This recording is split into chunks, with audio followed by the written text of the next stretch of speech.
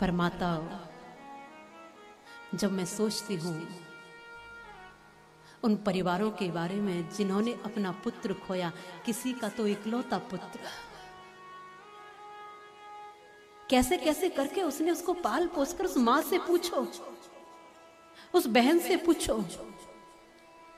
बहन अपने भाई को ये सूचना भेजती है पत्र लिखकर कि भैया अब की बार तुम आ जाना, रक्षाबंधन का त्योहार है, बहुत दिनों से नहीं आ पाए हो, अब तो आ जाना।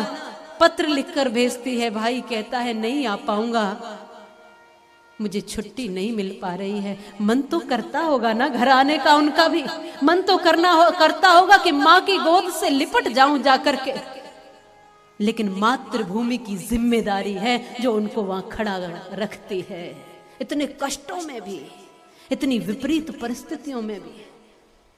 उस बहन ने कहा कि भैया आना, भैया ने कहा अभी नहीं आ सकता। होली निकली, दिवाली निकली, रक्षाबंधन निकला, सारे त्योहार निकले और 2 वर्ष हो चुके। अब जब दोबारा 2 वर्ष के बाद जब रक्षाबंधन आने वाला था तो बहन ने फिर से पत्र लिख करके कहा भैया अब की बार तो आ ही जाना, 2 वर्ष से मेरी राखी रखी रह जाती है, अब तो आ जाना। तो भैया ने बड़ी प्रसन्नता से एक पत्र लिखकर भेजा और कहा कि बहन अब की बार मुझे छुट्टियां मिल जाएंगी और अब की बार मैं तेरी राखी बंधवाने जरूर आऊंगा, तू अच्छी सी राखी खरीद कर रखना और 2 वर्ष की राखी इसी वर्ष बांध देना, तू सारी राखियां खरीद लेना जो तेरे मन में हो, मैं जरूर आऊंगा। बहन प्रसन्न हो गई, खुशी के मारे बस अच्छी अच्छी राखियां खरीदने लगी, ये भी बांध दूंगी वो भी बांध दूंगी, 2 वर्ष से नहीं आया, दोनों हाथ भर दूंगी अब तो भैया के। अब मैया को पता चला तो मिठाइयां बनना शुरू हो गई, मेरा पुत्र आ रहा है, इतने दिनों में आ रहा है, बेटा आ रहा है, मेरा लाल आ रहा है। घर में मानो उत्सव जैसा हो गया, घर में ऐसा लगता है कि आज कई वर्षों के बाद उत्सव आया है। सब प्रसन्न हैं, पत्नी श्रृंगार करने लगी, बच्चे खुशियां मनाने लगे कि पिताजी आएंगे तो सारे खिलौने बाजार से लेकर आएंगे। बहन खुश है, माँ खुश है, पत्नी खुश है, रक्षाबंधन आने वाला है और ये आया। अब की बार तो ये रक्षाबंधन से पहले ही आ गया, पर अपने पैरों पर चलकर नहीं आया, तिरंगे में लिपटा हुआ आया। जब तिरंगे में लिपटा हुआ आया, जब तिरंगे में जे लिपट कर आया, आंगन में रख दिया गया। माँ जो मिठाइयाँ बना रही थी और बाट देख रही थी, बार बार भीतर और बाहर जाती थी, आज आएगा कि कल आएगा, अभी सूचना नहीं दी है, कहता तो है कि आऊंगा। और वो जब आ गया, किसी ने कल्पना नहीं की थी कि वो इस स्थिति में आएगा।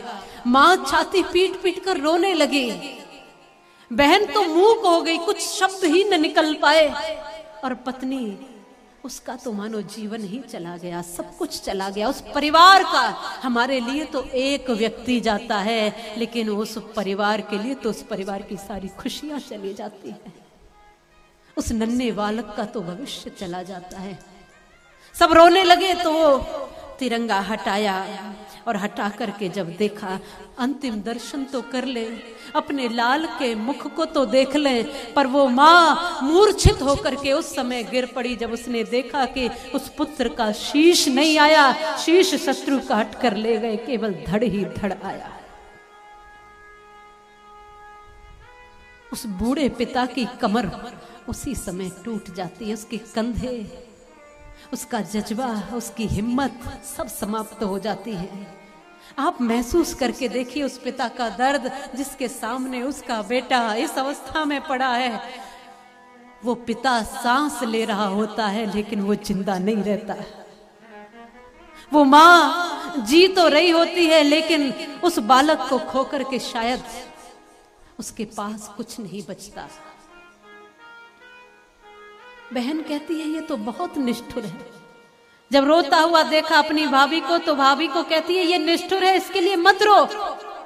इतने दिनों से कहता था आऊंगा आऊंगा, लेकिन आज आया तो इस अवस्था में आया, अपना सिर भी भूल करके आ गया। कवि ध्रुवेंद्र के शब्दों में कुछ लाइनें हैं। वो बहन कहती है कि भाभी तू रो मत, ये निष्ठुर है, ये बड़ा भुलक्कड़ है, ये तो दादी का दुलार भूला, बापू का प्यार भूला, मोतियों की माला मेरी आज तक न लाया है, और होलिका के रंग ज्योति पर्व की उमंग भूला, राखियों का संग बार बार बिसराया है। और सुन भाभी, भैया तो भुलक्कड़ है जन्म से ही, अपने स्वभाव को आज दोहराया है, और जाते समय मैया का आशीष लेना भूल गया, आते समय रणथल में शीश भूल आया है। ये तो अपना शीश भी छोड़ कर आ गया, इतना भुलक्कड़, इतना कुछ देकर के वो चाहते क्या है हमसे, कुछ नहीं। वो जो देकर गए उन्होंने चाहा क्या हमसे, कुछ नहीं।